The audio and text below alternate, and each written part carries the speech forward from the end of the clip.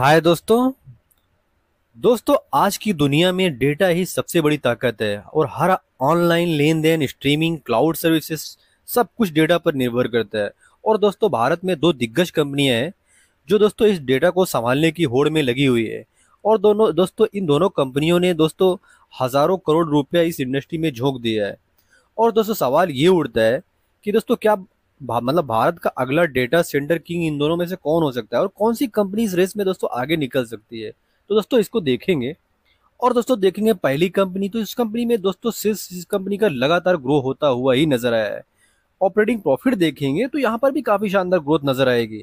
और दोस्तों इस कंपनी का अगर आप नेट प्रॉफिट देखोगे तो नेट प्रॉफिट में भी क्वार्टर बाय क्वार्टर काफी कंसिस्टेंसी के साथ दोस्तों ग्रोथ, इसके ग्रोथ में कंसिस्टेंसी नजर आती है। और ये कंसिस्टेंसी दोस्तों ईयर बाय ईयर नहीं बल्कि क्वार्टर बाय क्वार्टर नजर आता है। और दोस्तों ये जो कंपनी है काफी इंटरेस्टिंग कंपनी है।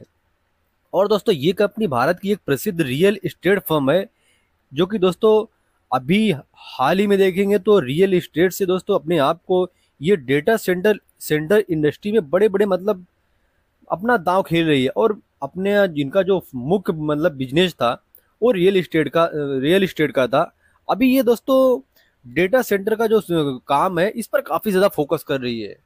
और ये इस इंडस्ट्री में अपने आप को काफी एग्रेसिवली दोस्तों ये बढ़ाती हुई नजर आ रही है। और दोस्तों इस कंपनी ने, अगर आप देखेंगे, अभी हाल ही में दोस्तों इस कंपनी ने 10,000 करोड़ का निवेश किया है अपना डेटा सेंटर का जो क्षमता है उसको बढ़ाने के लिए। तो दोस्तों काफी इंटरेस्टिंग कंपनी है, काफी जबरदस्त ढंग से अपने आप को बढ़ा रही है, एक्सपेंड करती हुई नजर आ रही है। और दोस्तों इस कंपनी में देखेंगे पिछले एक साल का रिटर्न, तो दोस्तों 78% से ज्यादा का रिटर्न अभी भी दिख रहा है। जबकि मार्केट में इतना क्रैश हुआ है, मार्केट में इतना गिरावट हुआ है, उसके बावजूद भी इस कंपनी ने दोस्तों अभी भी एक साल में 78% का रिटर्न बना कर दिया है। और दोस्तों इस कंपनी को अगर आप देखेंगे टॉप से गिरावट, तो टॉप से भी लगभग लगभग 43% का इसमें एक करेक्शन नजर आ रहा है। अभी मार्केट में 43% का करेक्शन हो जाना कोई आसान काम नहीं होता है। और दोस्तों ये करेक्शन अगर आप देखेंगे, अभी हाल ही में जब डीप सीक का एक वो आया था कि डीप सीक की वजह से कई सारी कंपनियों में करेक्शन नजर आया था। तो दोस्तों उस दिन इस कंपनी में 20% का लोअर सर्किट लगा था। तो दोस्तों ये भी बताता है, ये भी दिखाता है कि जो दोस्तों फ्यूचरिस्टिक कंपनियां होती हैं इनमें अगर एक न्यूज भी निगेटिव आता है तो बड़ा करेक्शन पॉसिबल रहता है। बिकॉज दोस्तों जो फ्यूचरिस्टिक कंपनियां होती है इसमें रिटर्न भी बन सकता है, लेकिन इन कंपनियों में रिस्क भी काफी ज्यादा रहता है। तो रिस्क को नजरअंदाज आप बिल्कुल नहीं कर सकते हो।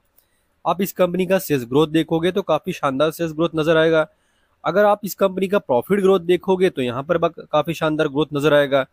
इस कंपनी का अगर आप CAGR देखते हो तो 10 सालों से 38% के CAGR के हिसाब से रिटर्न बना कर दिया है। वहीं पर 5 सालों में 118% है और 3 सालों से 100% के हिसाब से ग्रो करती नजर आ रही है। ग्रो करती नजर नहीं आ रही बल्कि CAGR का जो रिटर्न है वो मिलता हुआ नजर आया, एक साल में 80% है। तो दोस्तों ये कंपनी काफी इंटरेस्टिंग कंपनी है। और वैसे भी कोई दोस्तों इंटरेस्टिंग कंपनी ऐसा रिटर्न बनाकर देती है तो उस पर आपको स्टडी जरूर करनी चाहिए। बिकॉज दोस्तों ये एक स्मॉल कैप टाइप की दोस्तों कंपनी है, काफी इसमें ग्रोथ नजर आता है, फ्यूचर काफी दमदार नजर आता है। तो दोस्तों आपको ऐसी कंपनी पर नजर बिल्कुल बनाकर रखना चाहिए। और इसमें देखेंगे प्रमोटर के पास हिस्सेदारी, तो दोस्तों लगभग लगभग 60% का हिस्सेदारी प्रमोटर के पास है। अगर 60% का हिस्सेदारी प्रमोटर के पास है इसका मतलब है कि प्रमोटर के पास काफी शानदार हिस्सेदारी है। और 20% के आसपास का शेयर एफआईज और डीआईज भी होल्ड करते हैं। तो 20% के आसपास का शेयर एफआईज डीआईज के पास होना ये भी काफी अच्छी बात है। वहीं पर 20% के आसपास का शेयर पब्लिक के पास है। तो दोस्तों काफी शानदार इस कंपनी है, काफी शानदार ढंग से इसमें होल्डिंग है। और दोस्तों ये काफी इंटरेस्टिंग कंपनी है, इस पर नजर आपको जरूर रखना चाहिए। और दोस्तों दूसरी कंपनी देखेंगे तो दोस्तों ये कंपनी, दूसरी जो कंपनी है ये रियल एस्टेट बैकग्राउंड से नहीं आती है। दोस्तों ये पूरी तरह से तकनीकी और इनोवेशन पर केंद्रित दोस्तों ये कंपनी करती है। और ये हाई परफॉर्मेंस कंप्यूटिंग यानी दोस्तों HPC, प्राइवेट क्लाउड, AI, तो दोस्तों ये सारे बिजनेस पर काफी ये अपने आप को फोकस कर रही है। और दोस्तों ये जो कंपनी है इस सेक्टर में तो ये स्पेशलिस्ट है और काफी धमाकेदार कंपनी है, काफी जबरदस्त दोस्तों ये फ्यूचर नजर आता है। और फ्यूचर के लिए ये कंपनी भी काफी जबरदस्त नजर आती है। और अपने आप को ये भी कंपनी देखेंगे तो काफी शानदार ग्रोथ करती हुई नजर आ रही है। इस कंपनी का अगर आप रेवेन्यू देखते हो तो इसमें काफी शानदार ग्रोथ नजर आएगा, क्वार्टर बाय क्वार्टर काफी शानदार ग्रोथ नजर आएगा। अगर आप ऑपरेटिंग प्रॉफिट देखते हो तो यहाँ पर भी ग्रोथ नजर आएगा।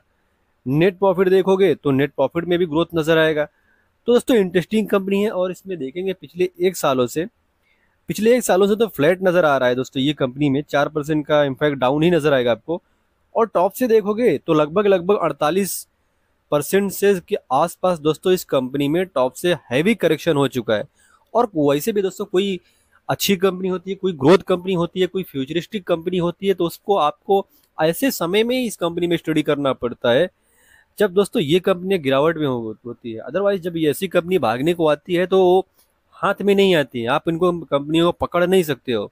हाँ, जब इन कंपनी में करेक्शन होता है तो करेक्शन भी हैवी होता है। बिकॉज दोस्तों जो कंपनी भागती है, जो कंपनी रिटर्न बनाकर देती है, और वो कंपनियों को उन कंपनियों में चांस भी ये भी रहता है कि दोस्तों वो अगर जब गिरती है, जब मार्केट में प्रेशर होता है तो कंपनी गिरती भी वैसी है। तो दोस्तों इन कंपनियों का एक ही चीज ये तो रहता है, भागने को भागती भी है और गिरने को दोस्तों गिरती भी है। और इन कंपनी में रिस्क काफी ज्यादा होता है, जिनका बिजनेस फ्यूचरिस्टिक होता है। और 5 सालों में इसका सेल्स ग्रोथ देखोगे तो काफी शानदार ग्रोथ हुआ है। अगर आप इसका कंपाउंडिंग प्रॉफिट ग्रोथ देखते हो तो ये भी 100% के आसपास नजर आ रहा है। तो काफी शानदार इस कंपनी का सेल्स हो रहा है, प्रॉफिट ग्रोथ हो रहा है। और रिटर्न बनाकर देखोगे तो अभी रिटर्न ऐसा एक साल में बनाकर दिया नहीं है, और बनाकर जो दिया था अभी मार्केट में करेक्शन हुआ है। और दोस्तों इस कंपनी में अगर आप देखते हो तो प्रमोटर के पास 71% से ज्यादा का हिस्सेदारी है। अगर 71% से ज्यादा का हिस्सेदारी प्रमोटर खुद ही ऑन करते हैं तो दोस्तों वो खुद ही बता रहा है कि मतलब कि प्रमोटर खुद ही इस कंपनी में कितने जबरदस्त ढंग से बुलिश नजर आ रहे हैं। एफआईएस डीआईएस को देखोगे तो 15-16% के आसपास इन दोनों का शेयर है। और पब्लिक के पास देखोगे तो 12% के आसपास का शेयर है। तो पब्लिक के पास कम शेयर होना एक अच्छी बात है। बिकॉज दोस्तों जो इंटरेस्टिंग कंपनी होती है, जो जिन कंपनियों में ग्रोथ रहता है, तो ये ऐसी कंपनी में पब्लिक ज्यादा दिन तक टिक नहीं पाते, और अगर पब्लिक टिके भी रहते हैं तो उनसे माल छीना जाता है। और काफी इंटरेस्टिंग कंपनी है, काफी शानदार दोस्तों ये कंपनी है जो अपने आप को ग्रो करती नजर आ रही है। और दोस्तों ये जो कंपनी है काफी इंटरेस्टिंग ढंग से अपने आप को बढ़ाती हुई नजर आ रही है। तो दोस्तों आपको इस कंपनी पर भी फोकस करना चाहिए, इस पर नजर जरूर रखना चाहिए। और दोस्तों ये अब देखेंगे तो दोस्तों अगर इन दोनों कंपनियों का रिवील करेंगे कि दोनों कंपनियों का नाम क्या है, तो दोस्तों आप जैसा कि समझ ही गए होंगे दोनों कंपनियों का नाम क्या है। पहली कंपनी जो कि अनंत राज है, जो रियल एस्टेट से डेटा सेंटर की दुनिया में दोस्तों एंट्री कर रही है। और वहीं पर दोस्तों दूसरी कंपनी जो है वो नेटवर्क टेक्नोलॉजीज है, जो दोस्तों एक एआई और हाई परफॉर्मेंस कंप्यूटिंग में महारथी है। तो दोस्तों कौन बनेगा इनमें किंग, तो आपको दोस्तों कमेंट बॉक्स में जरूर इसको मतलब लिख सकते हैं कि इसमें कौन सी कंपनी है जो फ्यूचर में काफी बड़ा रिटर्न बनाकर दे सकती है, और कौन वो कंपनी साबित हो सकती है जो रियल स्टेट सेक्टर में ये अपना डेटा सेंटर सेक्टर में दोस्तों किंग बन सकती है। तो दोस्तों आप कमेंट बॉक्स में जरूर लिखें। और दोस्तों एक डिस्क्लेमर देना चाहेंगे, I am not best advisor. कुछ भी बाय और सेल करते हो उससे पहले अपने फाइनेंशियल एडवाइजर से बात कीजिए, डिस्कस कीजिए, सलाह कीजिए। दोस्तों देनी कोई कॉल लीजिए। अगर दोस्तों आपको वीडियो इन्फॉर्मेटिव लगी हो तो दोस्तों आप वीडियो को लाइक कमेंट एंड शेयर करें। एंड दोस्तों चैनल को सब्सक्राइब करना ना भूलें। मिलते हैं दोस्तों किसी नए वीडियो में एक नए टॉपिक के साथ, तब तक के लिए हैप्पी इन्वेस्टिंग।